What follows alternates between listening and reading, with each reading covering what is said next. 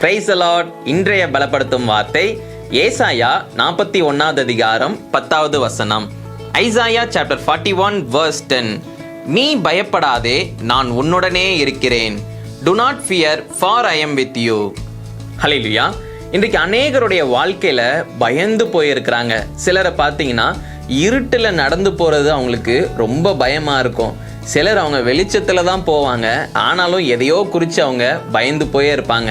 அவங்களுடைய வாழ்க்கையை குறித்து பயந்து போயிருப்பாங்க, அவங்களுடைய எதிர்காலத்தை குறித்து பயந்து போயிருப்பாங்க, அவங்களுடைய குடும்பத்தில் நடக்கிற சில காரியங்களை நினைத்தே அவங்க பயந்து போயிருப்பாங்க.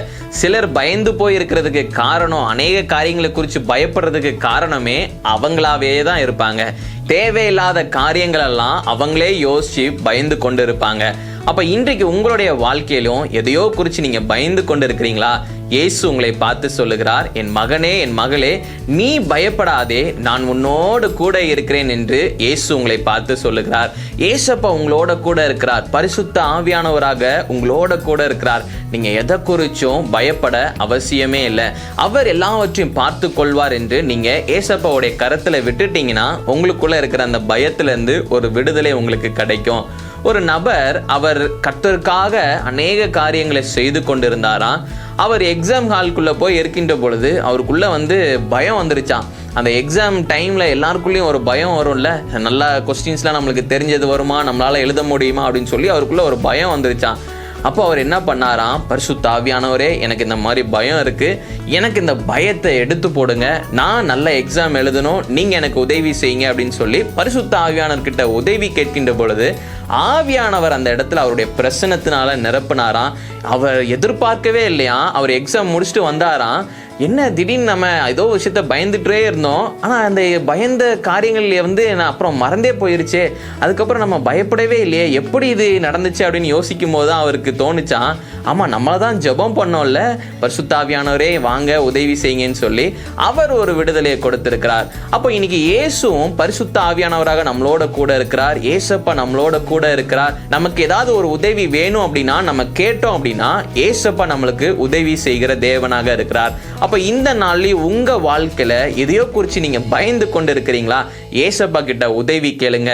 உங்களுக்கு அநேக காரியங்களை குறித்து நீங்க நெகட்டிவா யோசிச்சு பயத்தோட இருக்கிறீங்க அப்படின்னா நீங்க ஏசப்பாவுடைய பிரசன்னத்துல போய் காத்திருந்து ஜெபம் பண்ணி ஏசப்பாவுடைய பிரசன்னத்தை நீங்க உணர்கின்ற பொழுதே உங்களுக்குள்ள இருக்கிற அந்த பயத்திலிருந்து ஒரு விடுதலை கிடைக்கும்.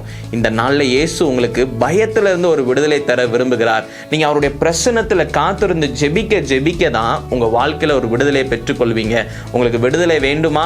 நம்ம எல்லாரும் கண்களை மூடி ஜெபிக்கலாம். இந்த நேரத்துல ஏசப்பா உங்களுக்கு அந்த பயத்துல இருந்து ஒரு விடுதலை தருவார். உங்க வாழ்க்கையை ஆசீர்வதித்து தருவார்.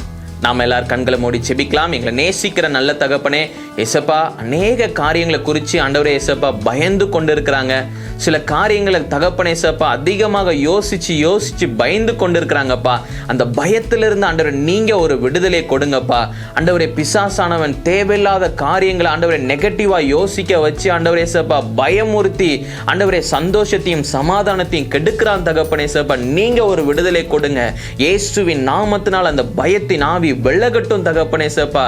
நீங்க ஒரு விடுதலையை கொடுங்க தகப்பனே ஏசப்பா. வாழ்க்கையை குறித்து ஆண்டவரே ஏசப்பா அந்த நெகட்டிவ் தாட்ஸ்ல இருந்து ஒரு விடுதலையை கொடுங்க. நீங்க தகப்பனே கூட இருந்து வழி நடத்துங்க, ஆசீர்வதிங்க ஆண்டவரே. நீங்க எதிர்காலத்தை நீங்க தகப்பனே ஏசப்பா உங்களுடைய கரத்துல இருக்கு. நீங்க ஆசீர்வதிங்கப்பா, நீங்க வழி நடத்துங்க. இயேசுவின் மூலம் ஜெபிக்கிறோம் எங்கள் ஜீவனுள்ள நல்ல பிதாவே. ஆமேன், ஆமேன், ஆமேன். இயேசு உங்களோட கூட இருக்கிறார். எதை குறிச்சும் பயப்படாதீங்க. அவருடைய பிரசன்னத்துல போய் நீங்க காத்திருந்து ஜெபிக்க உங்க வாழ்க்கையில ஒரு பெரிய விடுதலையை நீங்க பார்க்க முடியும். ஏசப்பா உங்களோட கூட இருக்கிறார். எல்லா காரியங்களையும் உங்களை வழி நடத்துவார். எந்த விஷயங்கள்லாம் உங்களுக்கு தெரியலன்னு நினைச்சு நீங்க பயந்து போய் கன்ஃபியூஷன்ல அதிகமா நீங்க இருக்கிறீங்களோ ஏசப்பா கிட்ட தெரியப்படுத்துங்க. பரிசுத்த ஆவியானவர் உங்களுக்கு உதவி செய்வார், கைட் பண்ணுவார். எல்லா விதத்திலும் தேவன் உங்களுக்கு உதவி செய்வார். God bless you. Have a blessed day.